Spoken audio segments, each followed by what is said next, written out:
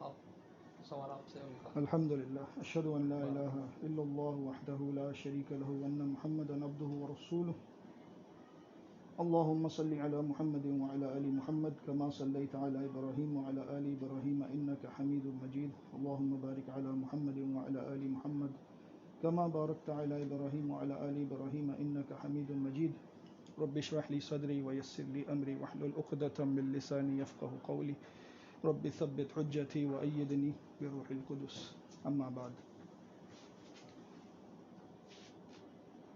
حذیفہ بن یمان رضی اللہ تعالیٰ عنہ کی جو حدیث ہے صحیح بخاری اور صحیح مسلم کے حوالوں سے ہم زیادہ پیش کرتے ہیں جماعت کے اندر، کیونکہ اس کا جو پورا مضمون ہے وہ دیگر احادیث کی کتب میں بھی ملتا ہے، لیکن ہم ان احادیث کی طرف التفات نہیں کرتے بلکہ صرف صحیح بخاری اور صحیح مسلم کی ہی الفاظ کو کوٹ کرتے ہیں. اس کے پیچھے وجوہات بہت ساری ہو سکتی ہیں، لیکن ہم ابھی اس پر ڈسکس نہیں کریں گے. سب سے بڑا مسئلہ یہ ہے کہ حذیفہ بن یمان رضی اللہ تعالیٰ عنہ جو ہیں وہ خود ہی شر اور فتنوں کے متعلق سوال کیا کرتے تھے، اور انہیں نبی صلی اللہ علیہ وسلم کے رازداں ہونے کا جو ہے وہ لقب بھی ملا ہوا ہے. فتح الباری میں باقاعدہ ان کے لیے حافظ ابن حجر نے یہ الفاظ بھی لکھے ہیں کہ وہ راز رکھنے والے تھے اللہ کے رسول صلی اللہ علیہ وسلم کے. تو ان سوالات میں سے ان کے یہ سوالات جماعت کی حد تک تو بہت مشہور ہیں، کیونکہ ہمارا ساری کی ساری بنیاد ہماری اسی حدیث پر ہے. تو انہوں نے جن زمانوں کا ذکر کیا ہے ان میں سے جب آخری زمانے کی بات آئی تھی کہ شر کا دور تھا، میں سمجھتا ہوں حدیث تقریباً سب کو یاد ہی ہے، اس لیے اس کو دہرانے کی کوئی خاص ضرورت نہیں ہے، کہ جب انہوں نے یہ سوال کیا شر آئے گا، اس ملے جلے خیر کے بعد کوئی شر آئے گا، تو نبی صلی اللہ علیہ وسلم نے فرمایا تھا کہ نعم شر تو آئے گا، اور شر ایسا ہوگا کہ دعات علی ابواب جہنم، پکار رہے ہوں گے لوگ جہنم کے دروازوں پر کھڑے ہو کر، من اجابہم الیہا قذفوہ فیہا، جو ان کی پکار پر لبیک کہے گا وہ اسے جہنم میں ڈال دیں گے. پوچھا صفہم لنا یا رسول اللہ، کہ ان کی کوئی صفت بتا دیجئے، کوئی نشانی بتا دیجئے کہ ہم ان کو پہچان سکیں.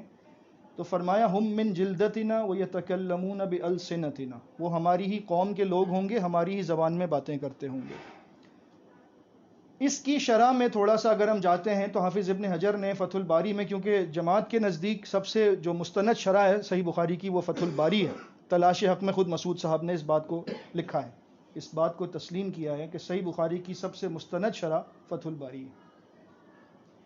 تو فتح الباری میں حافظ ابن حجر نے حل پیش کر کے اس بات کو ثابت کیا ہے کہ ہم من جلدتنا ویتکلمون بالسنتنا سے مراد یہ ہے کہ وہ عرب کے لوگ ہوں گے. کن کی بات ہو رہی ہے؟ جن کو آگے جا کر فرقہ کہا گیا ہے ان کی بات ہو رہی ہے.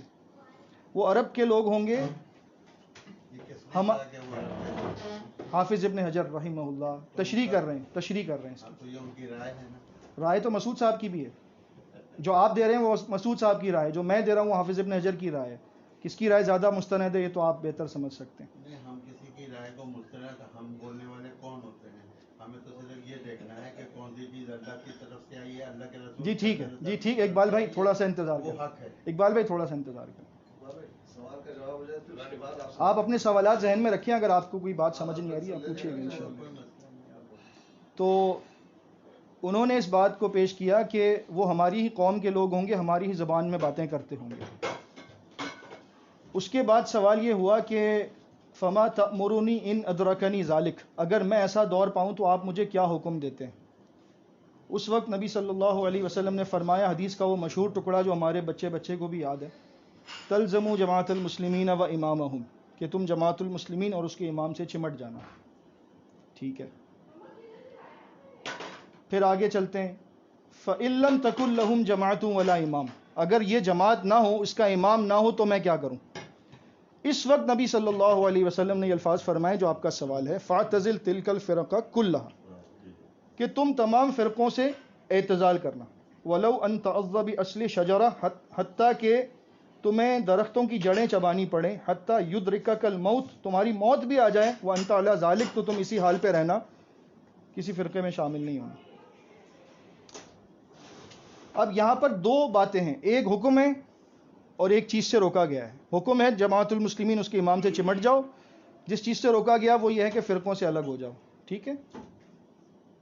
سمجھنے کی بات یہ ہے کہ تھوڑا سا واضح کرنا چاہتا ہوں، کیونکہ جماعت المسلمین کے اندر میں نے بھی یہیں سے دین کو سیکھا ہے، یہیں سے پڑھا ہے، یہیں سے سمجھا ہے، یہیں پر بیٹھ کے لوگوں کو سمجھایا ہے. ہماری ایک مخصوص ذہن سازی کی گئی ہے. وہ ذہن سازی اقبال بھائی کے سوال سے بالکل جھلک رہی ہے کہ جو ہم نے سمجھا ہے وہ تو منزل من اللہ شریعت ہے، اور جو حافظ ابن حجر نے سمجھا ہو، امام بخاری نے سمجھا ہو، امام مسلم نے سمجھا ہو، ابو داؤد، ترمذی، نسائی، ابن ماجہ، کسی نے بھی سمجھا ہو، وہ قول رجل ہے، اقوال رجال ہیں، وہ رائے ہے، ظن ہے، گمان ہے، وہ غلط بھی ہو سکتے ہیں، لیکن ہم نے جو سمجھا یہ غلط نہیں ہو سکتا. دیکھیں یہاں آپ خطا کر رہے ہیں. نہیں، دیکھیں خطا کر رہے ہیں. اتبعوا ما انزل الیکم من ربکم ولا تتبعوا من دونہ. اقبال بھائی، مطلب کیا ہے؟ اقبال بھائی تھوڑا سا آپ کو تحمل سے سننا پڑے گا.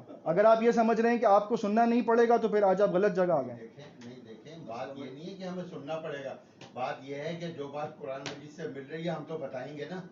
میں یہی تو آپ سے کہہ رہا ہوں. شاید بھائی بات دراصل یہ ہے، ایک میں کلیئر کر دوں بھائی. بات دراصل یہ جب حدیث میں مل رہا ہے کہ ہمارے ہی لوگ ہیں، ہماری مطلب جیسے ہوں گے، تو آپ اس کو آپ کچھ کیا سمجھ رہے ہیں؟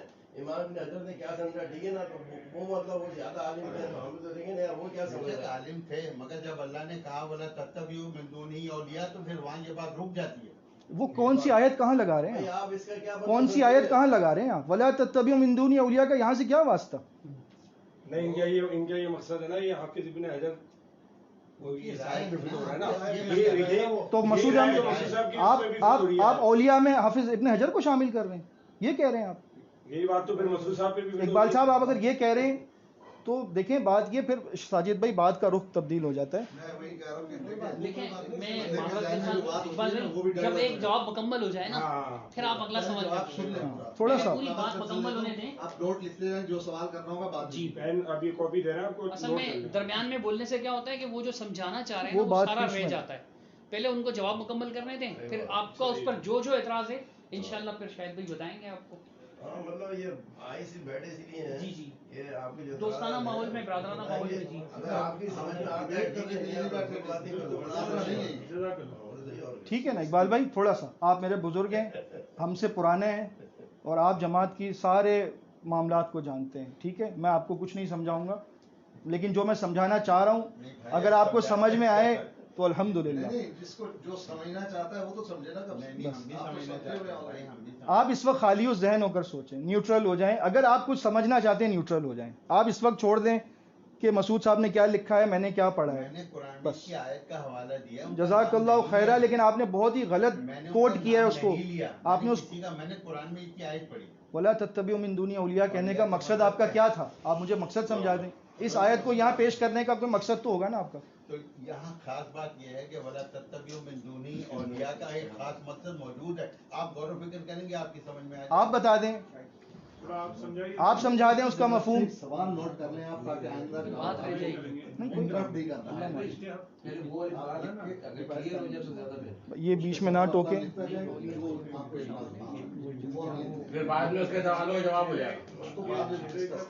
مزہ نہیں آتا ہے، آپ انٹرپٹ کرتے ہیں بندہ جو ہے ڈسٹرب ہو.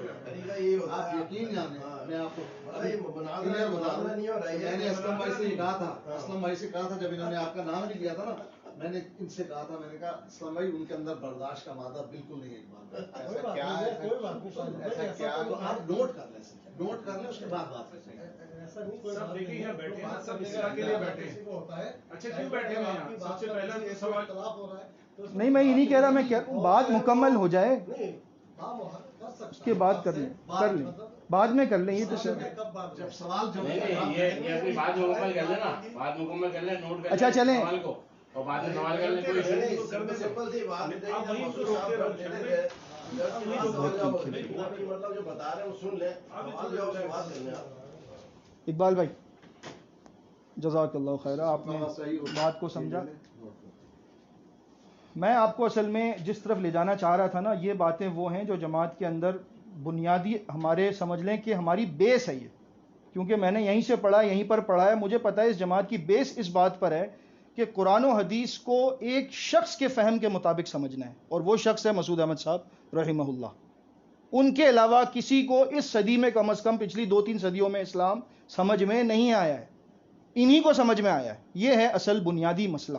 اور ہمارے ذہنوں پر اتنا زیادہ اس چیز کا اثر ہے کہ اگر ہم اس کے خلاف، حافظ ابن حجر تو بہت چھوٹی چیز ہیں، اگر ہم کسی صحابی کا قول بھی پیش کرتے ہیں تو آگے سے کہا جاتا ہے یار آپ عجیب بات کر رہے ہیں، آپ صحابی کا قول پیش کر رہے ہیں، ہم آپ کو حدیث سنا رہے ہیں. او بھائی آپ حدیث نہیں سنا رہے، آپ اس حدیث کا فہم مسعود صاحب کا سنا رہے ہیں.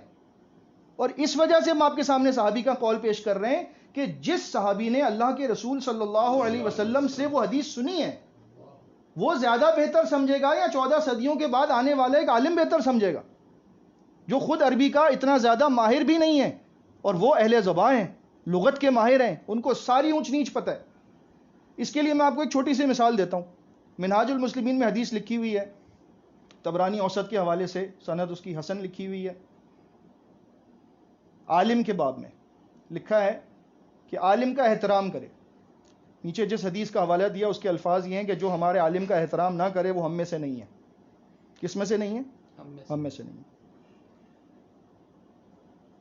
اس حدیث کا کیا فہم ہوتا ہے؟ آپ کو کیا سمجھ میں آ رہی ہے کہ اگر آپ نے کسی عالم سے 1 منٹ کے لیے تھوڑی سی بات کر دی، آواز اونچی کر دی، تو آپ امت سے خارج ہو جائیں گے؟ اس کا یہ مطلب ہے کہ وہ ہم میں سے نہیں ہے.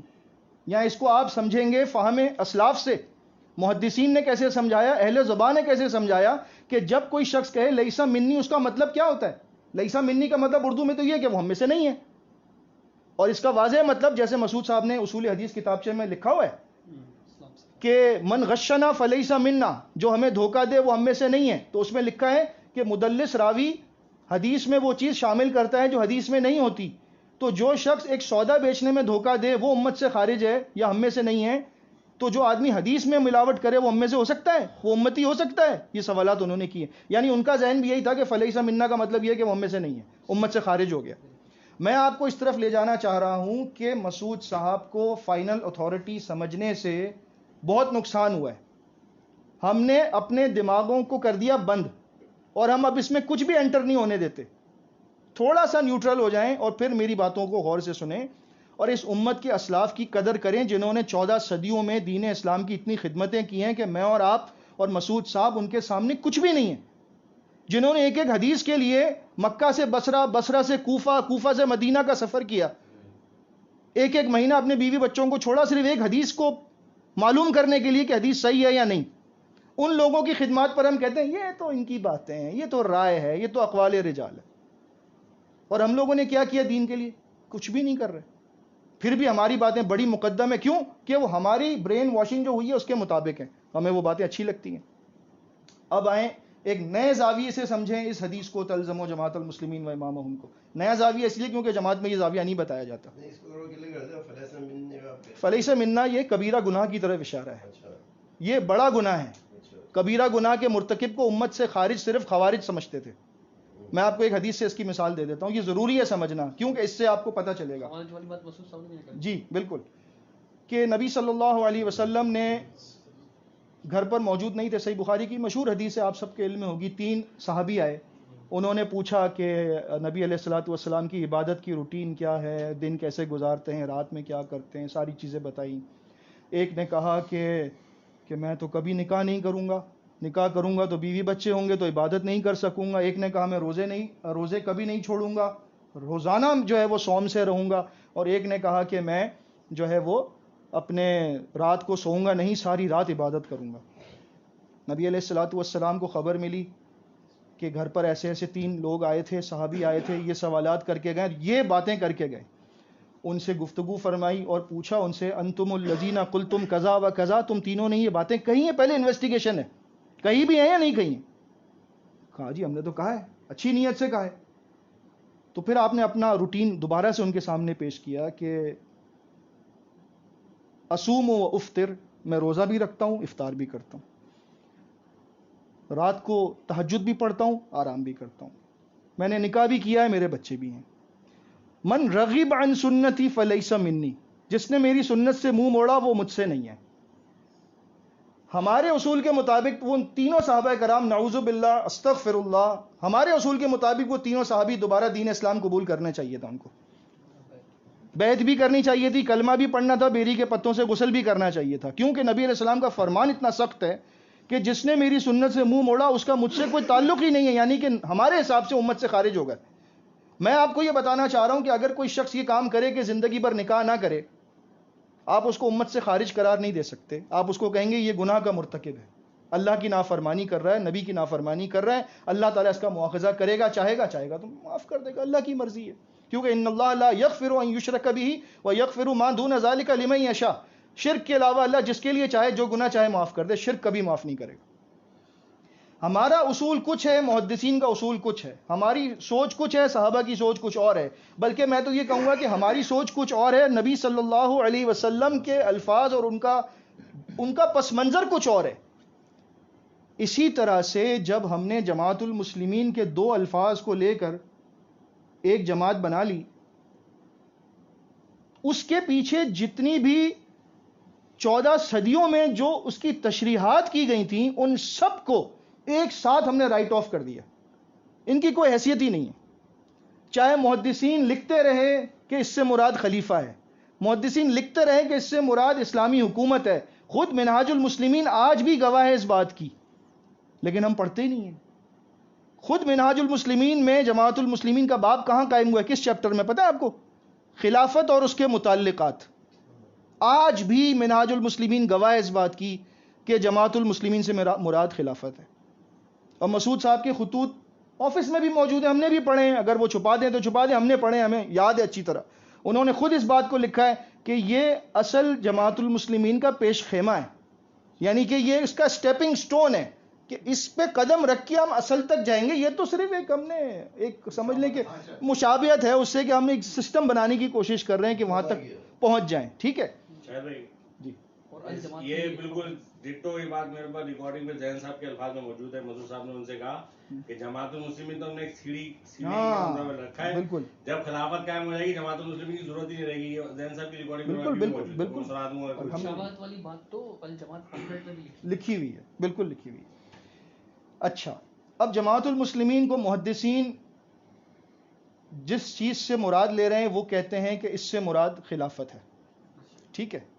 صحیح بخاری کی جب حدیث ہم پڑھتے ہیں نا، اپنے مطلب کی باتیں تو بہت اچھی لگتی ہیں، لیکن اپنی مخالفت کی باتیں بہت تکلیف دیتی ہیں۔ افتؤمنون ببعض الکتاب وتکفرون ببعض، تم کتاب کے بعض حصے کو مانتے ہو، بعض کا انکار کرتے ہو۔ بالکل حقیقت بات ہے یہ، میں اس لیے کہہ رہا ہوں کیونکہ ہمارے ساتھ یہ ہوا ہے۔ ہمیں سوال نہیں، ہم پڑھ رہے ہوتے تھے، ہمیں سوال نہیں کرنا دیا جاتا تھا، کیوں؟ کہ بھائی آپ ابھی نہیں سمجھ سکتے، ٹھیک ہے۔ اچھا، امام بخاری نے جو باب باندھا ہے وہ بڑا انٹرسٹنگ ہے، کیف الامر اذا لم تکن جماع، اس وقت کیا ہوگا جب جماعت نہ ہو، ٹھیک ہے، جب جماعت نہ ہو تو کیا ہوگا۔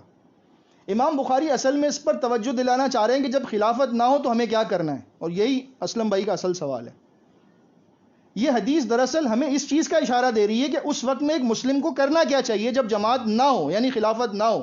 ہم نے اس حدیث کے اس ٹکڑے کو تو نظر انداز کر دیا، اور جماعت کے ہوتے ہوئے، جماعت کے ہمارے حساب سے جماعت ہم نے بنا لی نا، جب جماعت ہم نے بنا لی تو ہم نے اسے چمٹنے کا حکم دے دیا، چمٹنے کا حکم دے دیا۔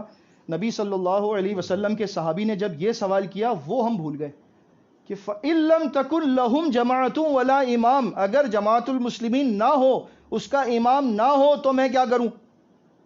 میرا سوال یہ ہے، جو عربی جانتے ہیں وہ اس بات کو فالو کر سکتے ہیں، فَإِن لَمْ تَكُنْ لَهُمْ جَمَاعَةٌ، جب ان کی جماعت نہ ہو، کن کی؟ کافروں کی، ہندوؤں کی، کس کی جماعت نہ ہو؟ اقبال بھائی کس کی جماعت نہ ہو؟ مسلمین کی جماعت نہ ہو۔ اس کا مطلب جماعت کے بغیر مسلمین ہو سکتے ہیں؟ صحابی پوچھ رہے ہیں، اور نبی علیہ السلام نے یہ نہیں فرمایا حذیفہ کیا ہو گیا، بغیر جماعت کے مسلمین کیسے ہو سکتے ہیں؟ ہمارا عقیدہ کیا ہے؟